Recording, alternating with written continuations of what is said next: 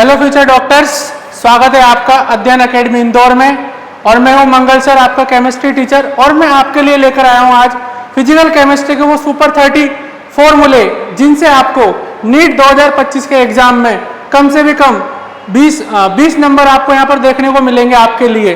देखिए, हम स्टार्ट करते हैं एक एक करके वो सुपर 30 फॉर्मूलेज जो फिजिकल केमिस्ट्री की जान है और आपके लिए यूं मान लीजिए वो ब्रह्मास्त्र की तरह काम करने वाले हैं आज। तो देखिए, स्टार्ट करें।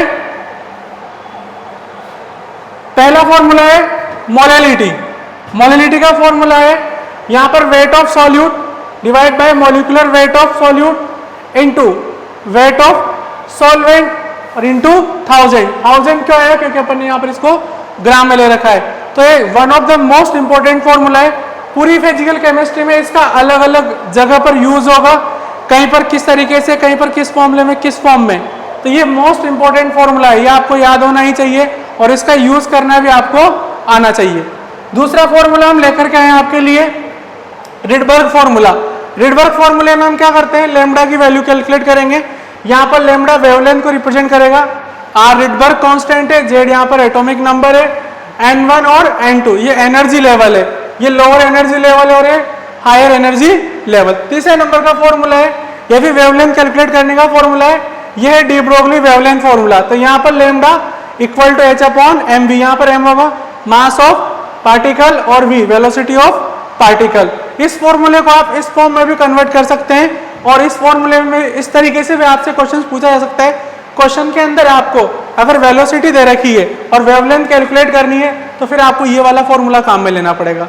अगले नंबर का फॉर्मूला है हाइजेनबर्ग अनसर्टेनिटी प्रिंसिपल। तो इस फॉर्मूले में आपको delta x into del x into del v greater than equal to h upon 4 pi m। तो यहाँ पर आप अनसर्टेनिटी कैलकुलेट करेंगे, या तो आप पोजीशन में अनसर्टेनिटी कैलकुलेट करेंगे या फिर यहाँ पर आप वेलोसिटी के अंदर अनसर्टेनिटी कैलकुलेट करेंगे। अगला फॉर्मूला है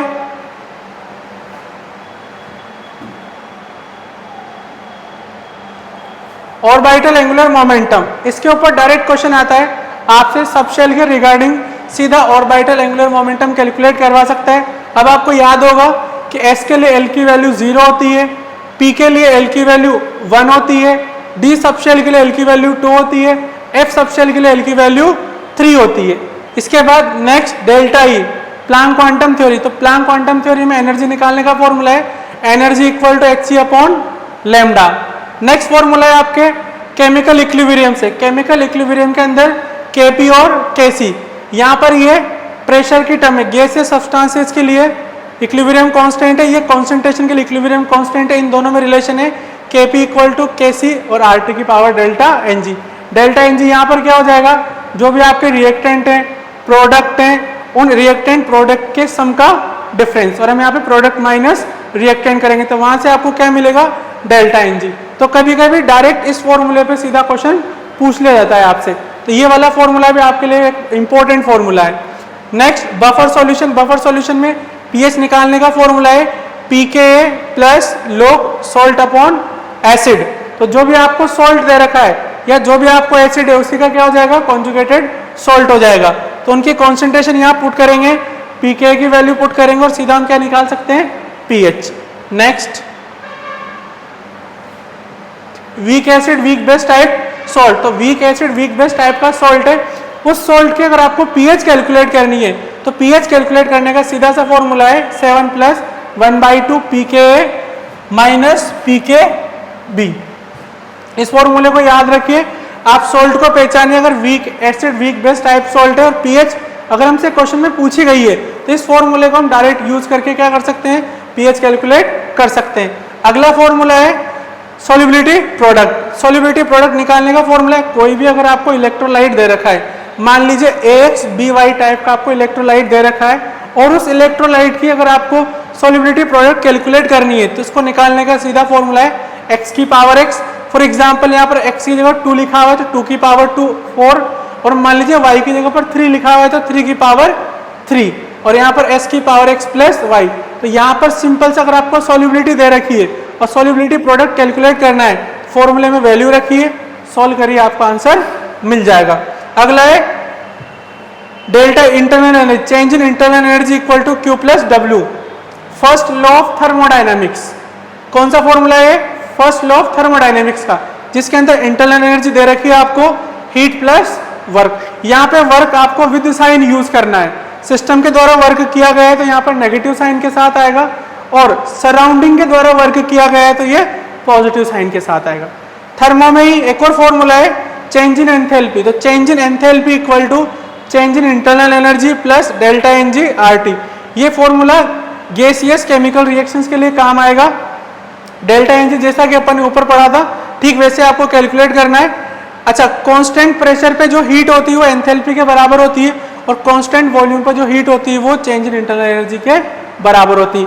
तो इन दोनों फॉर्मूले को आप यूज करके या तो चेंज इन एंथैल्पी कैलकुलेट कर सकते हैं या change in internal energy calculate कर सकते हैं।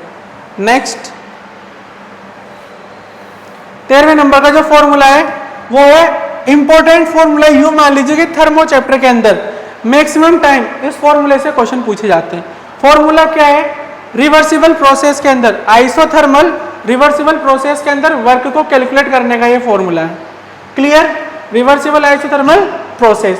अगला रिवर्सिबल एडियाबैटिक प्रोसेस के अंदर अगर आपको वर्क कैलकुलेट करना है तो वर्क कैलकुलेट करने का फॉर्मूला है W equal to nRT2 minus T1 divide by gamma minus 1।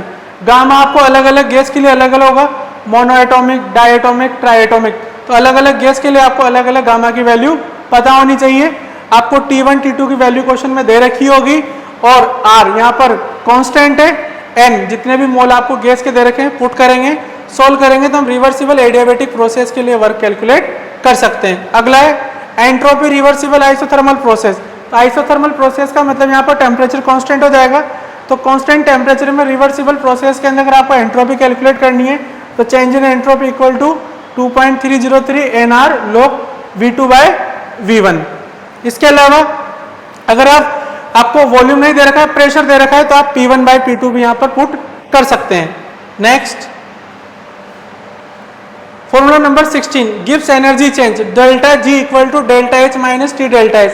Delta H अभी थोड़ी देर पहले मैंने बताया था चेंज इन एंथैल्पी है, यहाँ पर T टेम्परेचर और delta H change in entropy. तो इस फॉर्मूले के ऊपर भी क्वेश्चंस आते हैं। यहाँ पर डेल्टा G आपको स्पॉन्टेनियस और नॉन स्पॉन्टेनियस के बारे में बताता है। अगर डेल्टा G का साइन यहाँ पर नेगेटिव आता है इसका मतलब प्रोसेस आपकी स्पॉन्टेनियस होगी, और डेल्टा G का साइन अगर यहाँ पर नेगेटिव आएगा तो यहाँ पर प्रोसेस आपकी नॉन स्पॉन्टेनियस होगी। नॉन स्पॉन्टेनियस का मतलब होता है जिस प्रोसेस को हमें करवाना पड़ता है, और स्पॉन्टेनियस का मतलब होता है जो प्रोसेस अपने आप होती है। अगला फॉर्मूला है relation between delta G not and के इक्विलिब्रियम। तो डेल्टा G नॉट और के इक्विलिब्रियम के अंदर ये फॉर्मूला है। बहुत सी बार यहाँ पर आपसे सीधा के इक्विलिब्रियम की वैल्यू पूछ ली जाती है, तो के इक्विलिब्रियम की वैल्यू निकालने के लिए आप यहाँ पर डेल्टा G नॉट की वैल्यू पुट करें, फॉर्मूले को लगाएं, वैल्यू रखें, सोल्व करें, आपको आंसर मिल जाएगा। इसके बाद 18वें नंबर का फॉर्मूला है सॉल्यूशन चैप्टर से हेनरीज लॉ। हेनरीज लॉ में किसी भी गैस का अगर आपको पार्शियल प्रेशर कैलकुलेट करना है तो किसके बराबर होगा? Henry constant into mole fraction of that gas. अगला फॉर्मूला है PT total pressure of solution, जो किसके बराबर होगा? P naught X plus P naught B X B. कोई भी आपके पास सॉल्यूट है, नॉन वॉलेटाइल सॉल्यूट है, नॉन वॉलेटाइल सॉल्यूट की वजह से जो प्रेशर कम हुआ है, लोअरिंग इन वेपर प्रेशर, उसको कैलकुलेट करने के लिए ये फॉर्मूला है।